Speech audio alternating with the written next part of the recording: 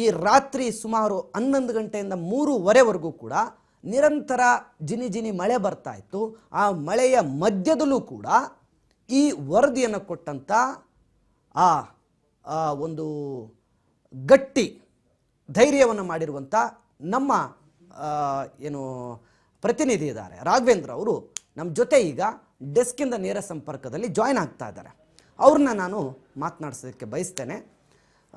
ರಾಘವೇಂದ್ರ ಅವರೇ, ಒಂದು ಕಡೆ ತಾವು ರಾತ್ರಿ ಪಾಪ ಸುಮಾರು 11 ಗಂಟೆ ಸುಮಾರಿಗೆ ಕಾರ್ಯಾಚರಣೆ ಶುರು ಮಾಡ್ತೀರಿ, ಅಲ್ಲಿಂದ ರಾತ್ರಿ ಸುಮಾರು ಬೆಳಗ್ಗೆ 3-3:15ವರೆಗೂ ಕೂಡ ಕಾರ್ಯಾಚರಣೆಯನ್ನು ಮಾಡ್ತೀರಿ. ಕಂಪ್ಲೀಟ್ ವಿವರಣೆಯನ್ನು ಈಗಾಗಲೇ ಜನ ನೋಡಿದ್ದಾರೆ. ತಮ್ಮ ಈ ಕೆಲಸಕ್ಕೆ ಮೊದಲನೇದಾಗಿ ಕರ್ನಾಟಕದ ಜನತೆಯ ಪರವಾಗಿ, ಕರ್ನಾಟಕದ ಜನತೆಯ ಒಳಿತಿಗಾಗಿ ಇಷ್ಟು ರಿಸ್ಕ್ ತಗೊಂಡು ತಾವು ರಾತ್ರಿ ಮಳೆನೂ ಕೂಡ ಲೆಕ್ಕಿಸದೆ, ರಾತ್ರಿ ಆ ಪುಂಡ ಪೋಕಿರಿ ರೌಡಿಗಳನ್ನು ಲೆಕ್ಕಿಸದೆ ಇಂಥ ಕರಾಳ ದಂಧೆಯನ್ನು ಭೇದಿಸುವ ಮೂಲಕ ರಾಜ್ಯದ ಜನತೆಗೆ ಉಪಕಾರ ಮಾಡೋದಕ್ಕೆ ಮುಂದಾಗಿದ್ದಕ್ಕೆ ನಿಮ್ಮ ಒಂದು ಏನು ಹೋರಾಟ ಇದೆ, ನಿಮ್ಮ ಒಂದು ರಾತ್ರಿಯ ಕಾರ್ಯಾಚರಣೆ ಇದೆ, ಅದಕ್ಕೆ ನಾನು ಮೊದಲನೇದಾಗಿ ಅಭಿನಂದನೆಗಳನ್ನು ಸಲ್ಲಿಸ್ತೇನೆ ರಾಘವೇಂದ್ರ ಅವರೇ. ಆ್ಯಂಡ್ ಈ ಒಂದು ಕರಾಳ ದಂಧೆಯ ವಿಚಾರಕ್ಕೆ ಸಂಬಂಧಪಟ್ಟಂತೆ ತಾವು ಹೆಚ್ಚಿನ ಅಪ್ಡೇಟ್ಸ್ ಕೊಡೋದಾದ್ರೆ. ಎಸ್ ವಿಜಯ್ ಭಾಸ್ಕರ್, ಮೊದಲನೇದಾಗಿ ನಾನು ಈ ಒಂದು ಅವಕಾಶ ಮಾಡಿಕೊಟ್ಟಿರೋದಕ್ಕೆ ರಾಜ್ ನ್ಯೂಸ್ ತಂಡಕ್ಕೆ, ರಾಜ್ ನ್ಯೂಸ್ನ ಮಾಲೀಕರಿಗೆ ನಾನು ಧನ್ಯವಾದಗಳನ್ನು ಹೇಳಬೇಕು. ಯಾಕೆಂದರೆ ಇಂತಹ ಒಂದು ಅವಕಾಶಗಳು ಸಿಗುವಂಥದ್ದು ಭಾಳ ವಿರಳ. ಯಾಕೆ ಅಂದರೆ ನಾನು ಇವತ್ತು ಏನು ಈ ಒಂದು ಕಾರ್ಯಾಚರಣೆಯನ್ನು ನಾವು ಇವತ್ತು ನಮ್ಮ ತಂಡ ರಾಜ್ ನ್ಯೂಸ್ನ ತಂಡ ಏನು ಕೈಗೆತ್ಕೊಳ್ತು, ಇದರ ಉದ್ದೇಶ ಒಂದೇ ಒಂದು ಉದ್ದೇಶದಿಂದ ನಾವು ಈ ಒಂದು ಕಾರ್ಯಾಚರಣೆಯನ್ನು ಕೈಗೆತ್ತಿಕೊಂಡಂಥದ್ದು. ಯಾಕೆ ಅಂದರೆ ಮಧ್ಯಮ ವರ್ಗದ ಜನ, ಮತ್ತೊಮ್ಮೆ ಹೇಳ್ತಾ ಇದ್ದೀನಿ, ಮಧ್ಯಮ ವರ್ಗದ ಜನ ಏನು ಬೆಂಗಳೂರಿಗೆ ಕೆಲಸವನ್ನು ಅರಸಿಕೊಂಡು ಬಂದು ಹಗಲು ರಾತ್ರಿ ಇಲ್ಲಿ ಕೆಲಸವನ್ನು ಮಾಡಿ ಹಂಗೋ ಹಿಂಗೋ ಅಷ್ಟೋ ಇಷ್ಟೋ ಉಳಿಸಿ ಒಂದೊಪ್ಪತ್ತೋ ಎರಡೊಪ್ಪತ್ತೋ ಊಟ ಮಾಡಿ ಸ್ವಲ್ಪ ಹಣ ಉಳಿತಾಯ ಮಾಡಿ ನಾನು ಒಂದು ಮನೆ ಕಟ್ಟಬೇಕು, ನನ್ನ ಮಕ್ಕಳು ಚೆನ್ನಾಗಿರಬೇಕು ಅಂತ ಏನು ರಾಜ್ಯ ಸರ್ಕಾರಿ ನೌಕರರು ಇರ್ಬೋದು, ಮಧ್ಯಮ ವರ್ಗದ ಒಂದು ಜನಜೀವನ ವ್ಯವಸ್ಥೆಯಲ್ಲಿ ಬಾಳ್ತಾ ಇರುವಂತಹ ಕುಟುಂಬಗಳಿರ್ಬೋದು, ವಿಶೇಷವಾಗಿ ಬೆಂಗಳೂರಿಗೆ ಉದ್ಯೋಗ ಅರಸಿ ಬರುವಂತಹ ಉತ್ತರ ಕರ್ನಾಟಕದ ಭಾಗದ ಜನ ಇರಲಿ, ಮಂಗಳೂರು ಭಾಗದ ಜನ ಇರಲಿ, ವಿಶೇಷವಾಗಿ ಮೈಸೂರು ಭಾಗದ ಜನಗಳಿರಲಿ, ಹಬ್ಬಬ್ಬ ಅಂದರೆ ಅವರು ಜೀವನ ಪೂರ್ತಿ ಕಷ್ಟಪಡುವಂಥದ್ದು ಬೆಂಗಳೂರಿನಲ್ಲಿ ನಾವು ಕೆಲಸವನ್ನು ಮಾಡ್ತಿದ್ದೀವಿ.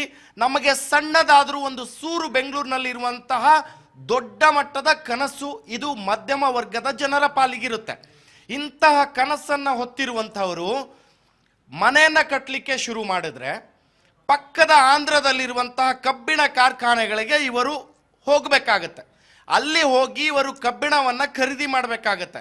ಖರೀದಿ ಮಾಡಿದಂತಹ ಸಂದರ್ಭದಲ್ಲಿ ಏನಾಗುತ್ತೆ ಅನ್ನುವಂಥ ವಿವರಣೆಯನ್ನು ನಾನು ಈಗಾಗಲೇ ಕೊಟ್ಟಿದ್ದೀನಿ. ಮತ್ತೊಮ್ಮೆ ಹೇಳ್ತಾ ಇದ್ದೀನಿ, ಮನೆ ಕಟ್ಟುವಂತಹ ಮಾಲೀಕ, ಮಧ್ಯಮ ವರ್ಗದ ಜೀವನವನ್ನು ನಡೆಸುವಂತಹ ಒಬ್ಬ ವ್ಯಕ್ತಿ ತನ್ನ ಮಕ್ಕಳ ಜೊತೆ ಜೀವನವನ್ನು ನಡೆಸುತ್ತಾ, ತನ್ನ ಮಕ್ಕಳ ವಿದ್ಯಾಭ್ಯಾಸದ ಜೊತೆಗೆ ಮಕ್ಕಳ ಹಸಿವನ್ನು ನೀಗಿಸುತ್ತಾ, ತನ್ನ ಹೊಟ್ಟೆಗೆ ಒಂದೊಪ್ಪತ್ತಿನ ಊಟವನ್ನು ಮಾಡಿ ಮಕ್ಕಳಿಗೆ ಸೂರು ಕಲ್ಪಿಸುವ ಒಂದು ಆಸೆಯನ್ನು ಇಟ್ಕೊಂಡು ಏನು ಜೀವನ ಮಾಡ್ತಾನೆ, ಅವನ ಹೊಟ್ಟೆ ಮೇಲೆ ಒಡೆಯುವಂತಹ ಕರಾಳ ದಂಧೆಕೋರರೇನಿದ್ದಾರೆ, ದೊಡ್ಡ ಮಟ್ಟದ ಜಾಲ ಏನಿದೆ, ಈ ಜಾಲವನ್ನು ಭೇದಿಸಲಿಕ್ಕೆ ನಾವು ಸಂಕಲ್ಪ ಮಾಡಿದ್ದೆ ಈ ಒಂದು ಮಧ್ಯಮ ವರ್ಗದ ಜನರನ್ನ ಉದ್ದೇಶವಾಗಿಟ್ಕೊಂಡೆ ನಾವು ಮಾಡಿರುವಂಥದ್ದು.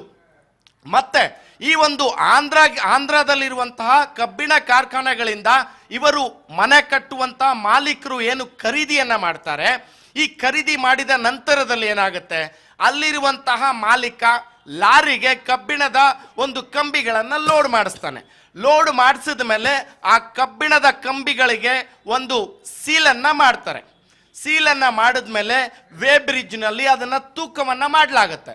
ತೂಕವನ್ನ ಮಾಡಿ ಸಂಬಂಧಪಟ್ಟ ಅಧಿಕಾರಿಗಳ ಸಿಕ್ಕಗಳನ್ನ ಹೊಡೆದು ರುಜುಗಳನ್ನ ಹಾಕಿ ತದನಂತರದಲ್ಲಿ ಸೋಕಾಲ್ಡ್ GST ಅಧಿಕಾರಿಗಳನ್ನು ನಾವು ರಾಜ್ಯದಲ್ಲಿ ದೇಶದಲ್ಲಿ ನೋಡ್ತಾ ಇದ್ದೀವಿ.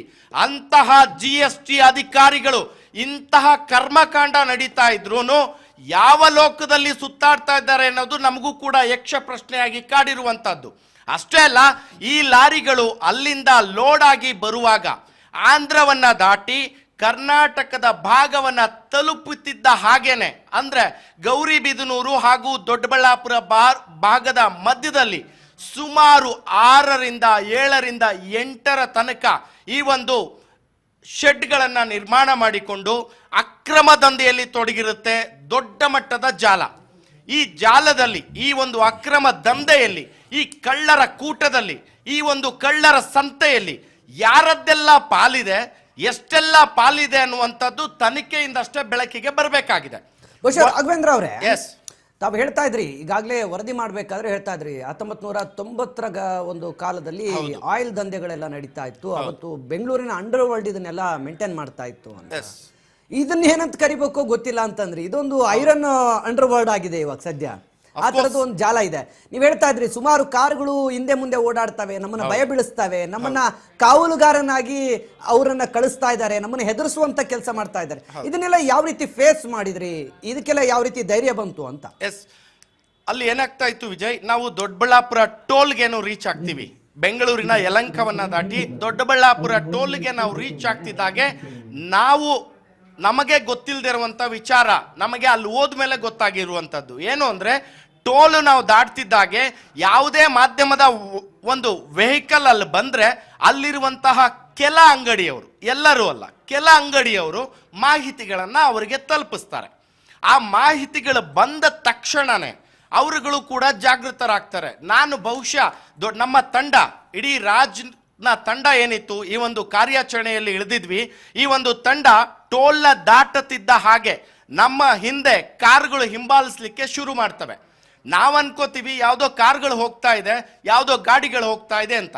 ನಂತರದಲ್ಲಿ ನಮಗೆ ಗೊತ್ತಾಗುತ್ತೆ ಟೋಲ್ನ ಆಸುಪಾಸಿನಲ್ಲೂ ಕೂಡ, ಅಂದ್ರೆ ರಾಜನ್ ಕುಂಟೆ ಏನ್ ಬರುತ್ತೆ ಅದರ ಆಸುಪಾಸಿನಲ್ಲೂ ಕೂಡ ಒಂದು ಶೆಡ್ ಇದೆ. ಆ ಶೆಡ್ ನ ಇಟ್ಕೊಂಡಿರುವಂತಹವರೇ ಡಾಬಾವನ್ನ ಕೂಡ ನಡೆಸ್ತಾ ಇದ್ದಾರೆ. ಸೊ ಡಾಬಾದಲ್ಲಿರುವಂತಹ ಕೆಲಸಗಾರರು ಕೂಡ ಇಲ್ಲಿ ಇನ್ಫಾರ್ಮರ್ ಆಗಿ ಕೆಲಸ ಮಾಡ್ತಾ ಇರುವಂತದ್ದು ನಮಗೆ ಗೊತ್ತಾಗೋದೇ ಇಲ್ಲ. ನಮ್ಮ ಪಾಡಿಗೆ ನಾವು ಕಾರ್ಯಾಚರಣೆಗೆ ಇಳಿದಿರ್ತೀವಿ. ಆದ್ರೆ ದೊಡ್ಡಬಳ್ಳಾಪುರ ರಾಜನಕುಂಟೆ ಟೋಲ್ ಏನ್ ಬರುತ್ತೆ, ಆ ಟೋಲ್ನ ನಾವು ರೀಚ್ ಆಗ್ತಿದ್ದಾಗೆ ನಮ್ಮಿಂದೆ ಈ ಒಂದು ಕಳ್ಳರ ಸಂತೆ ಏನಿದೆ, ಕಳ್ಳರ ಕೂಟ ಏನಿದೆ, ಇವು ಒಂದು ದಂಧೆಕೋರರು ಏನಿದ್ದಾರೆ, ನಟೋರಿಯಸ್ಗಳಂತಾನೆ ವ್ಯಾಖ್ಯಾನ ಮಾಡ್ತೀನಿ. ಈ ನಟೋರಿಯಸ್ಗಳ ತಂಡ ಏನಿದೆ, ರೌಡಿಗಳ ಗುಂಪೇನಿದೆ, ಅದು ನಮ್ಮ ಹಿಂದೆ ಬೀಳುತ್ತೆ. ಅಕ್ಷರಶಃ ನಮಗೂ ಕೂಡ ಅದು ಗೊತ್ತಾಗೋದಿಲ್ಲ. ಯಾಕಂದ್ರೆ ಇಟ್ಸ್ ಎ ಹೈವೇ, ಇದು ರಾಷ್ಟ್ರೀಯ ಹೆದ್ದಾರಿ ಆಗಿರೋದ್ರಿಂದ ನೂರಾರು ಗಾಡಿಗಳು ಓಡಾಡ್ತಾ ಇರುತ್ತೆ. ಬಹುಶಃ ಯಾರೋ ಹೋಗ್ತಾ ಇದ್ದಾರೆ ಅನ್ನೋ ಮಟ್ಟದಲ್ಲಿ ನಾವು ಕೂಡ ಕಾರ್ಯಾಚರಣೆಗಿಳಿದಿರ್ತೀವಿ. ಆದರೆ ತದನಂತರದಲ್ಲಿ ಗೊತ್ತಾಗುತ್ತೆ ಒಂದೊಂದು ಗಾಡಿಗಳಲ್ಲೂ ಕೂಡ ರೌಡಿಗಳ ಗುಂಪುಗಳಿರುತ್ತೆ. ಆಗ ನಮ್ಮ ಗಮನಕ್ಕೆ ಬರುತ್ತೆ, ಓಹೋ ನಮ್ಮನ್ನ ಫಾಲೋ ಮಾಡ್ತಾ ಇದ್ದಾರೆ, ಅವರಿಗೆ ಆಲ್ರೆಡಿ ನಾವು ಬಂದಿರುವಂತಹ ಇನ್ಫಾರ್ಮೇಶನ್ ಸಿಕ್ಕಿದೆ, ಹಾಗಾಗಿ ನಾವು ಹುಷಾರಾಗಿರ್ಬೇಕು ಅಂತ ನಾವು ಅಲ್ಲಿ ಇಲ್ಲಿ ಗಾಡಿಗಳಲ್ಲಿ ಸುತ್ತಾಡಿಕೊಂಡು ಬೇರೆ ಬೇರೆ ಸ್ಥಳಗಳಲ್ಲಿ ಗಾಡಿಗಳನ್ನು ನಿಲ್ಲಿಸ್ಕೊಂಡು ಮತ್ತೆ ನಮ್ಮ ಟೀಮ್ ಏನಿರುತ್ತೆ ಒಟ್ಟಾರೆ ಟೀಮ್ ನಾವು ಡಿವೈಡ್ ಆಗ್ತೀವಿ. ಡಿವೈಡ್ ಆಗಿ ಬೇರೆ ಗಾಡಿಗಳನ್ನು ಹತ್ತಿಕೊಂಡು ನಮ್ಮ ಗಾಡಿಯನ್ನ ಅಲ್ಲೇ ನಿಲ್ಲಿಸಿ ಬೇರೆ ಗಾಡಿಯಲ್ಲಿ ನಮ್ಮ ಒಂದು ರಾಜ್ ನ್ಯೂಸ್ನ ಕ್ಯಾಮ್ರಾಮನ್ ಏನಿದ್ದಾರೆ ಶ್ರೀನಿವಾಸ್ ಅವರನ್ನ ಒಂದು ಕಾರ್ನಲ್ಲಿ ಕೂರಿಸಿ ಅವರಿಗೆ ಶೂಟಿಂಗ್ ಮಾಡಲಿಕ್ಕೆ ಹೇಳ್ತೀವಿ. ಇನ್ನೊಂದು ಕಡೆ ನಾವು ಮೊಬೈಲ್ಗಳಲ್ಲೂ ಕೂಡ ಶೂಟ್ ಮಾಡಲಿಕ್ಕೆ ಮತ್ತೊಂದು ಕಾರ್ನಲ್ಲಿ ಕೂತ್ಕೊಂಡು ಈ ಒಂದು ಶೂಟಿಂಗ್ ಅನ್ನ ಸ್ಟಾರ್ಟ್ ಮಾಡ್ತೀವಿ. ಸ್ಟಾರ್ಟ್ ಮಾಡಿಕೊಂಡು ನಾವು ಹೋಗ್ತಾ ಇರಬೇಕಾದ್ರೆ ದೊಡ್ಡಬಳ್ಳಾಪುರದಿಂದ ಏನು ಈ ಒಂದು ಶೆಡ್ ಇದೆ, ಆ ಶೆಡ್ಗೆ ಹೋದಂತ ಸಂದರ್ಭದಲ್ಲಿ ಬಹುಶಃ ಈಗ ನಿಮಗೂ ಗೊತ್ತಿರುತ್ತೆ ವಿಜಯ್ ಭಾಸ್ಕರ್, ಯಾವುದಾದ್ರೂ ಒಂದು ಒಳ್ಳೆ ಕೆಲಸ ಮಾಡ್ತೀವಿ ಅಂದ್ರೆ ಬಹುಶಃ ಅದಕ್ಕೂ ವ್ಯಾಖ್ಯಾನವನ್ನ ಕೊಟ್ಬಿಡ್ತೀನಿ. ಬಂಗಾರನ ಮಾತ್ರ ತಿಕ್ಕಿ ನೋಡಿ ಇದು ಬಂಗಾರನ ಅಂತ ಟೆಸ್ಟ್ ಮಾಡ್ತಾರೆ. ಹಾಗೇನೆ ಯಾವ್ದಾದ್ರೂ ಒಂದು ಸುದ್ದಿ ಜನಪರವಾಗಿ ಬಂದ್ರೆ ಇದನ್ನ ಅನುಮಾನದ ದೃಷ್ಟಿಯಿಂದ ನೋಡಬಾರ್ದು ಅನ್ನೋ ಕಾರಣಕ್ಕೆ, ಯಾವ ಜನಕ್ಕೆ ನ್ಯಾಯ ಸಿಗಬೇಕು ಅನ್ನೋ ನಿಟ್ಟಿನಲ್ಲಿ ಈ ಒಂದು ರಾಜ್ ನ್ಯೂಸ್ನ ತಂಡ ಅಖಾಡಕ್ಕಿಳಿದಿದ್ವಿ. ಅದು ಪರಿಪೂರ್ಣವಾಗಿ ಸಕ್ಸಸ್ ಆಗ್ಬೇಕು ಅನ್ನೋ ಕಾರಣದಿಂದ ಇಂಚಲ್ಲೂ ಕೂಡ ಒಂದೊಂದು ಹೆಜ್ಜೆಯಲ್ಲೂ ಕೂಡ ಬಹಳ ಸೂಕ್ಷ್ಮತೆಯನ್ನ ಆಧರಿಸಿ ನಾವು ಹೆಜ್ಜೆಯನ್ನ ಇಡ್ತಾ ಹೋದ್ವಿ. ಇವೆಲ್ಲ ಬಿಲಗಳನ್ನ ದಾಟಿಕೊಂಡು ಹೋದ್ರೂ ಕೂಡ ರಾಘವೇಂದ್ರ ಅವರೇ, ನಿಮಗೆ ಮುಂದೆ ಎದುರಾಗೋದು ಈ ಪೊಲೀಸರ ಇನ್ಫಾರ್ಮೇಶನ್. ಪೊಲೀಸರಿಗೆ ನೀವು ಫೋನ್ ಮಾಡ್ತೀರಿ, ಆದ್ರೂ ಅವ್ರು ನಿಮಗೆ ಸಹಕಾರ ಸಿಗಲ್ಲ ತಕ್ಷಣಕ್ಕೆ. ಆ ನಂತರ ಮತ್ತೆ ಆ ಒಂದು ಶೆಡ್ ಅನ್ನ ಪತ್ತೆ ಹಚ್ತೀರಿ, ಶೆಡ್ ಒಳಗಡೆ ನುಗ್ತೀರಿ. ಈ ರೀತಿಯ ಕೆಲವೊಂದು ವಿಚಾರಗಳ ಬಗ್ಗೆ ಕೂಡ ನಿಮ್ಮ ಕಾರ್ಯಾಚರಣೆದ ಮಾಹಿತಿಯನ್ನು ಪಡ್ಕೊಳ್ತೇನೆ.